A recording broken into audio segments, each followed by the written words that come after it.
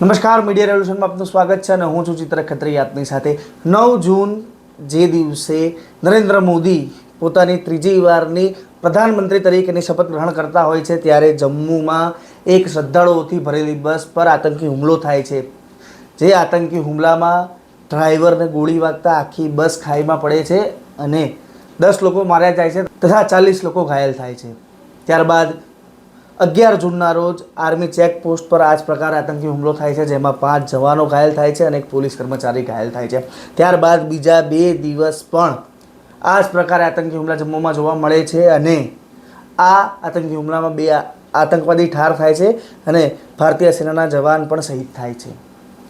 તમને જણાવી દઈએ કે કાશ્મીર જે હાલ સુધી આતંકવાદ માટે એક એપિસેન્ટર ગણાતું હતું તેમાં નરેન્દ્ર મોદી સરકારે જે ધારા 370 હટાવી ત્યાર પછી આ આતંકવાદીઓને પોતાના લોન્ચ પેડ કાશ્મીરમાં બનાવવા અઘરા પડી ગયા છે જેના કારણે હવે આ આતંકવાદીઓ જમ્મુ તરફ વળ્યા છે।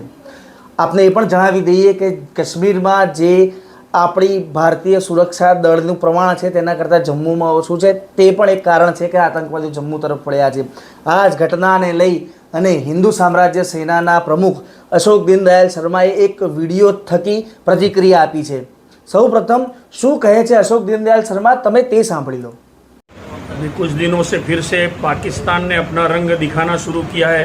कश्मीर के अंदर जिस तरह से आतंकवादियों को फिर से सक्रिय कर संगठित कर जो हम सोच रहे थे कि हम जीरो आतंकवाद हमने कर दिया है, लेकिन पता चला है कि जिस क्षेत्र में कभी आतंकवाद था ही नहीं उस क्षेत्र में भी उन्होंने आतंकवादियों को भेजकर जिस तरह से हमारी यात्री बसों पर हमला किया और उसके बाद 2-3 हमारी पेट्रोलिंग टीमों पर भी हमला कर हमारे जो जवान शहीद किए, इस तरह से फिर से पाकिस्तान ने अपने कश्मीर के अंदर हड़पने की जो साजिश है उसको फिर से क्रियान्वित किया है। इसके लिए हमें हमारी सरकार को उसको मुंह तोड़ जवाब देना पड़ेगा।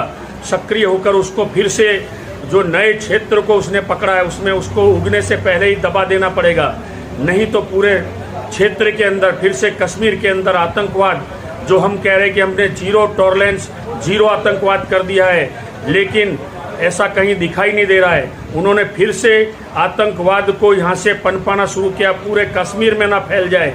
इसीलिए सरकार को जो तीसरी बार हमारी सरकार बनी है जो आतंकवाद को ख़त्म करने के लिए जो लगी हुई है और जहाँ हमारी सेना सफल हुई है, फिर से उस सफलता के ऊपर फिर से घात ना हो, इसके लिए हमको उसको उगने से पहले दबा देना पड़ेगा। તો આ હતા અશોક દીનદયાલ શર્મા। તમે જે પ્રમાણે જોયું તેમણે ઝીરો ટોલરન્સ પોલિસી વિશે પણ વાત કરી, સાથે સાથે સરકારને આ આતંકવાદ જલ્દીથી જલ્દી ડામવા માટે પણ ટકોર કરી છે।